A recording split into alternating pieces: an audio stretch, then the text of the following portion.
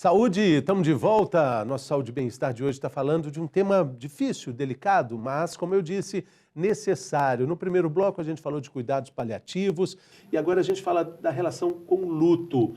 Falamos também sobre suicídio. Esse é o campo de estudo da nossa convidada de hoje, a psicóloga clínica Luciana Carvalho Rocha. Vamos continuar nossa conversa aqui, Luciana. Conversa muito interessante, porque nós estamos falando claramente de temas que eles não fazem parte aí da sala de jantar das famílias brasileiras. Mas deveriam. Você sabe que eu faço um jantar que se chama A Morte no Jantar? É interessantíssimo, entendeu? Isso é um jantar que ele acontece no mundo todo, né? E que os convidados vão ser levados a falarem sobre temas espinhosos como a morte, como o luto, né, sobre esse processo, e aí no meio disso tudo comendo, né, uma comidinha gostosa, quem quiser pode tomar um vinhozinho. A gente não precisa falar da morte, né, de forma tão pesada, ou mesmo sobre suicídio ou sobre luto, porque isso está aí, né, isso está escancarado, isso acontece com todo mundo. Então, se a gente fala, a gente vai estar mais bem preparado, tanto para o nosso processo, quanto para lidar com a morte de alguém querido. Exatamente. Quando a gente abriu o programa, a gente falou dessa questão delicada que a imprensa aborda os casos de suicídio. Existem cerca de 15 mil suicídios por ano no Brasil? No Brasil, sim. Só para você ter uma ideia, no mundo, né, a gente tem, segundo a OMS, 800 mil suicídios por ano. Eu sempre falo e jogo também com muita tranquilidade que é na faixa de 1 milhão ou para lá. Porque, assim, é muito subnotificado, as pessoas escondem. No meu consultório mesmo, nós vamos olhar, né, em mundo, né, Belo Horizonte, desse tamanhozinho. Tem várias pessoas ali que pedem para os médicos colocar, não, fala que foi outra coisa, e eles põem. Então, assim, isso é o que foi, assim, notificado, que está ali, né, no óbito da pessoa que foi suicídio. Então, assim, a gente tem no mundo, né, a cada 40 segundos, uma morte por suicídio. Luciana, será que a gente pode colocar aí também esses acidentes que são, na verdade, provocados, até afogamentos, algumas outras mortes que são também subnotificadas, que aí aumenta o número ainda maior? Ó, tem assim, como é que é? Morte, causa não identificada, né? Eu não vou afirmar, é óbvio, mas assim, uma chance enorme de ter sido suicídio e ter sido abafado. Você falou também sobre acidentes. 20% dos acidentes de trânsito são suicídios disfarçados. Quando a gente procura as famílias, né, para poder fazer o que a gente chama de autópsia psicológica, os familiares falam, a pessoa estava deprimida, ele vinha falando em se matar, etc, etc. Então, são suicídios também. Isso não é, né, notificado como suicídio, né? E assim, e para cada morte de suicídio, a gente tem 20 tentativas. Então, você coloca aqui, a cada 3 segundos, uma pessoa tenta suicídio. Então, você imagina, nesse tempo que a gente está aqui, né, quantas pessoas já não tentaram suicídio e quantas pessoas já não morreram por suicídio. Né? No Brasil, a cada 45 minutos, uma pessoa morre por suicídio. Então, assim, não tem como não falar mais sobre isso. Não tem como. Na imprensa, existe um consenso de que os suicídios não são notificados. Não estou falando de personalidades, porque aí sim existe uma abordagem referente a isso, mas acidentes que acontecem no dia a dia. Às vezes o trânsito para.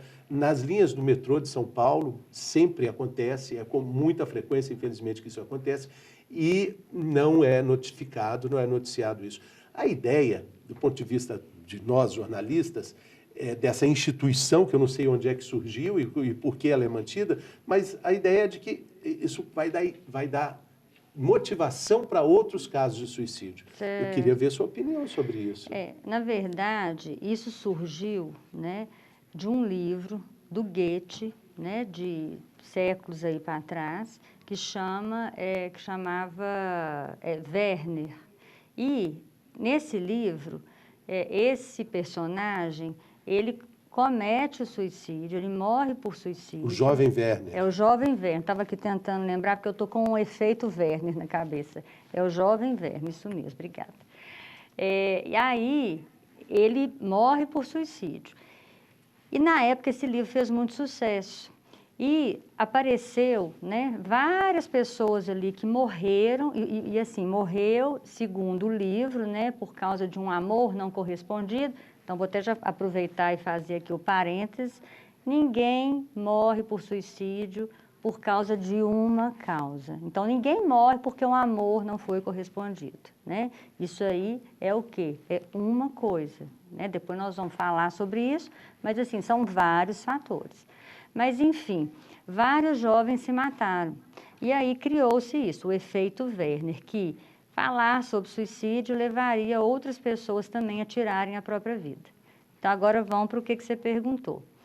Se a gente, por exemplo, divulga o suicídio de forma irresponsável, isso pode sim ser um gatilho para uma pessoa que já está adoecida e no processo, né, de pensar em tirar a própria vida e já no processo avançado, né?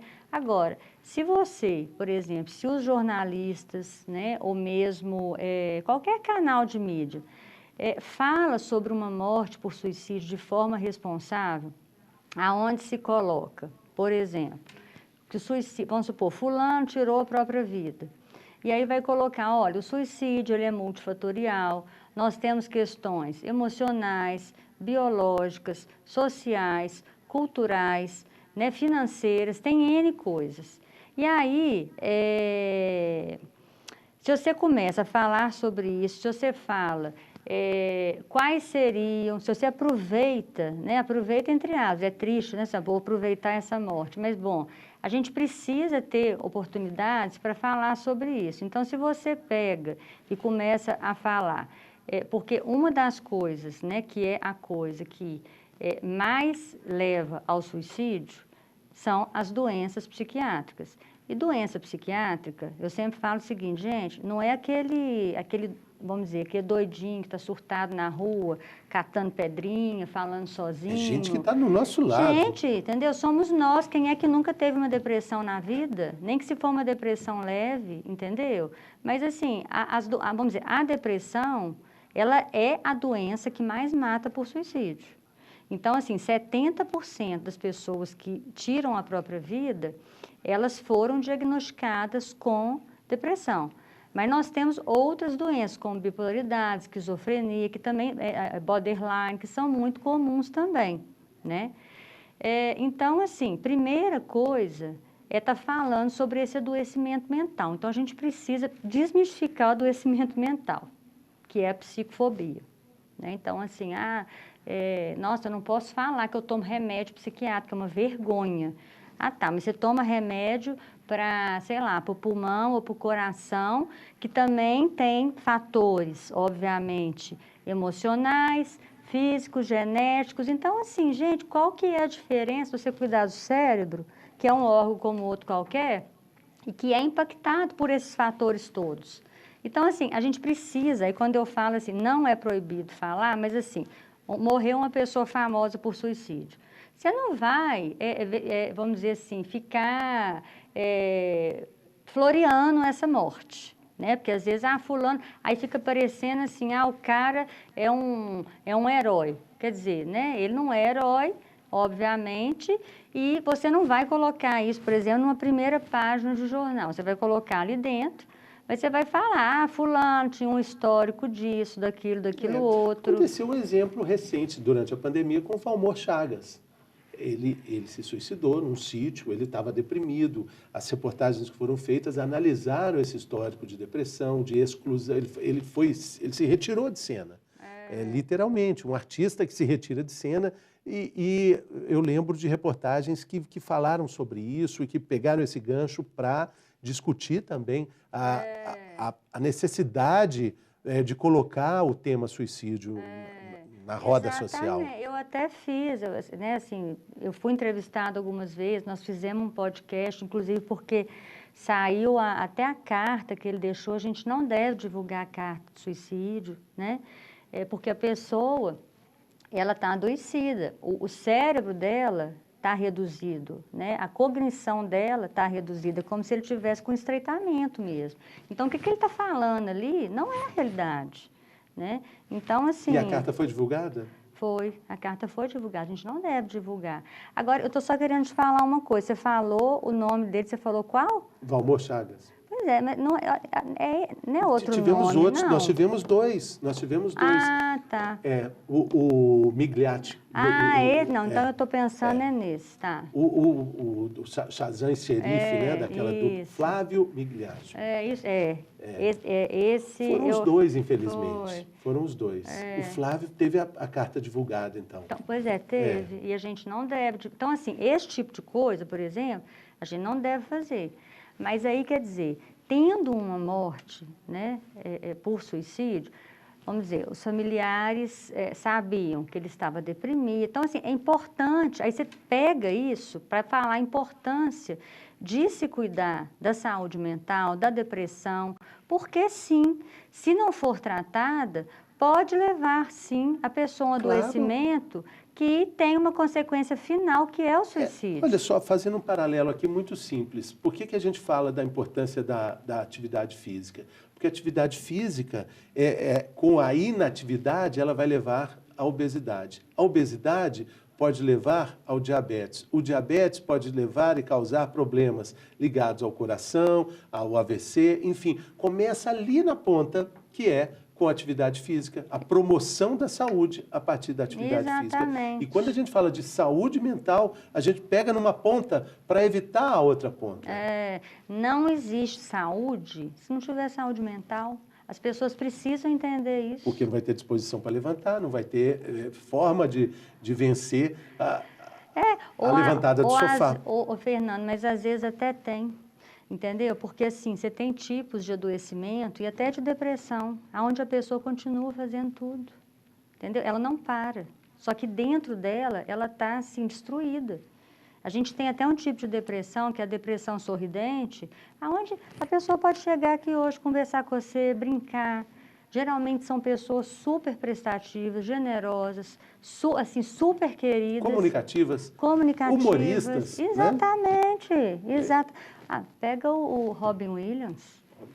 Robin Williams, quando eu assisto o filme dele, assim, eu tenho vontade até de chorar, porque eu falo, gente, um homem desse, que deu tanta alegria e tudo, ele mesmo estava num sofrimento muito grande. E aí, quer dizer, pegar os casos, né, quando acontecem, e falar sobre isso, e colocar possíveis sinais, né, para a gente estar observando.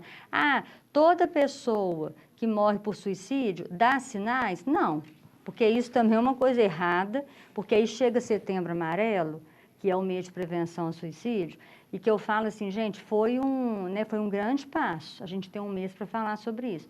Entretanto, tem muita coisa errada que é divulgada, porque é divulgada por pessoas que não entendem. Então, uma é essa. E aí você imagina uma pessoa que perdeu alguém por suicídio, escutar isso, que tipo assim, todos dão sinais, então eu não percebi. Aí a pessoa fica uma culpa enorme. Ou o contrário, quem fala não faz. Que também é outra mentira. Inclusive, vamos dizer assim, um dos fatores de risco mais graves é, por exemplo, uma pessoa ter tentado suicídio, não ter morrido. Ela vai ter 50% de chance de tentar novamente, né? Então, outra coisa também, não, ele só queria chamar atenção, né? Uma pessoa que tentou suicídio. E ninguém dá atenção para a pessoa. Gente, ninguém tenta o suicídio para brincar, não. É porque o negócio está grave, tem que ser olhado, né? Ele pode estar precisando, e com certeza está precisando, sim, de atenção. Mas ele não fez para chamar atenção. E esse acolhimento, como é que ele deve ser feito? Da pessoa que... a pessoa que está ali, você teve a oportunidade de ouvir alguém falando algo assim, alguém próximo, você tem a oportunidade de ver esses sinais evidentes. O que você tem que fazer? Você chama para conversar, a pessoa não quer conversar, você fica perto, a pessoa não quer você por perto. Para quem está nos assistindo, qual é o proceder? Olha, primeiro, a gente precisa criar uma rede de apoio. Eu sempre falo assim, ninguém pode se responsabilizar pela vida do outro. Então, assim, nossa, agora o fulano ou a fulana tem dito isso e eu que vou ficar aqui 24 horas aqui. Não, tem que criar uma rede de apoio de pessoas disponíveis para tentarem ajudar essa pessoa. Agora, atendimento profissional. não é, né, aquilo que também eu já escutei no Setembro Amarelo. Não, vou chamar para tomar um café na minha casa, estou aqui para conversar com você. Gente, isso é maravilhoso, né? Façam, a gente deve fazer isso normalmente. Mas isso não é terapia. Mas isso não vai ajudar, não, e não vai tirar. A mesma coisa de eu virar para você e falar assim, ah, você tem asma? Não, mas olha aqui, vem aqui para casa, que aqui tem muito ar. Você não precisa fazer bombinha, nem nada, o ar está aqui. Respira, respira que vai dar certo. Então, é a mesma coisa, a gente precisa, né, buscar profissionais, no caso da saúde mental, psicólogo especializado, né, em suicídio e psiquiatra também que tem experiência. Porque, assim, nesse assunto, né, ainda tem, né, muitos profissionais de saúde também não conseguem lidar com isso. Então, se a pessoa não consegue lidar, se ela não consegue lidar, não dá para ela atender. Sim. E no seu atendimento, dentro do que você pode falar, a conversa é franca? A conversa é, e aí, o que é? Franca. Fala sobre métodos, fala sobre possibilidades, não tem rodeios? Não, é claramente. Você está pensando em suicídio? Isso tem passado pela sua cabeça? Aí se falar que sim, aí eu vou perguntar, mas você já pensou em como você vai fazer isso? Para eu ver em que grau que está a coisa. Sim. Tá, para ver o nível de informação que ele tem. Porque a pessoa, ela formula. Aí tá, aí falou que já pensou. Tá, mas você tem esses, né? Você tem isso disponível? Como é que é? E por último, mas você está pensando em fazer isso quando? Você precisa perguntar. Gente, você vai fingir que não está vendo? E aí você vai tomar as providências. Por exemplo, no caso do psicólogo, se a coisa, né, porque a gente tem, obviamente, a ética de, né, não expor o paciente, mas uma vez que coloca esse paciente em risco de vida... Tem que falar. É lógico, você tem que falar, você vai procurar o familiar, vai colocar, dependendo, tem que internar, que é outro preconceito, né, porque eu, por exemplo, eu sou super a favor, né, de atendimento, internação psiquiátrica, ela deveria ser dentro de hospitais, né, para tudo quanto é tipo de doença. Eu não acho que tinha que ser separado. Eu acho que tinha que ser junto, né? Então, assim, tem que internar? Vai internar, porque às vezes a pessoa fica internada ali 2 semanas ou 1 semana, geralmente 2. Toma uma medicação que já dá uma...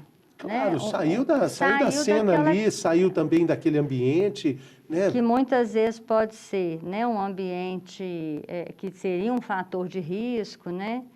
E a gente precisa trabalhar também, né, assim, com os familiares para a gente entender isso, porque às vezes, não, fulano vai ficar com, sei lá, com a mulher, com a mãe, ou sei lá com quem, com o irmão, mas às vezes essa pessoa, né, ela é um fator de risco, a gente não sabe, então a gente precisa entender. E tem o luto para a gente falar também, né? Tem um mito de verdade. Nossa, a conversa está tão boa, é tanta coisa, né?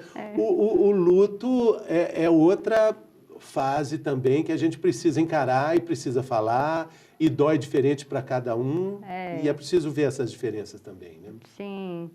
O luto, a primeira coisa é o seguinte, as pessoas precisam entender que luto não tem fase, aquelas fases pré-definidas, que até hoje muita gente coloca.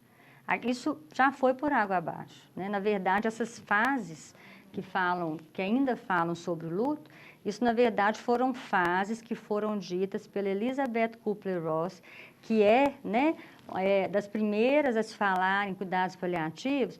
Isso era o processo de morte da pessoa, quando ela era diagnosticada com uma doença que ameaçava a continuidade de vida. Não tem nada a ver com luto. Então é o seguinte, luto não tem receita.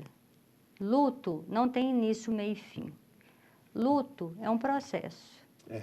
Então, assim, você pode ter perdido uma pessoa 10 anos atrás, mas hoje, em particular, você está num sofrimento extremo, você está lembrando dessa pessoa por causa de razão X, Y, Z, você está vivenciando o seu luto. Sim, claro. Luciana, estou triste também para te dizer o seguinte, que o que tem princípio, meio e fim é o nosso programa. A gente falou tanto, a gente conversou tanto, e eu vou também te convidar para voltar aqui numa outra ocasião para a gente fazer o mito de verdade, porque não vai dar tempo. A nossa conversa foi tão boa, mas ao mesmo tempo tão esclarecedora e tão necessária, e que o tempo literalmente voou.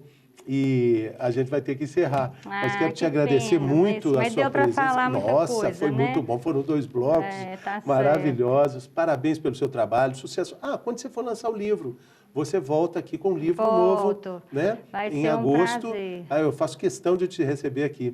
Obrigada. Vai Muito ser um obrigado. prazer. Eu que agradeço. Muito obrigado Viu? também pela sua companhia. Compartilhe aí o nosso conteúdo nas redes sociais. Indique a nossa programação, o nosso Saúde e Bem-Estar, para as pessoas que você acha que vão aproveitar, que estão precisando de informação, de uma dose diária de informação útil sobre saúde e qualidade de vida. Muito obrigado pela companhia. A gente fica por aqui, mas também volta por aqui. Até lá.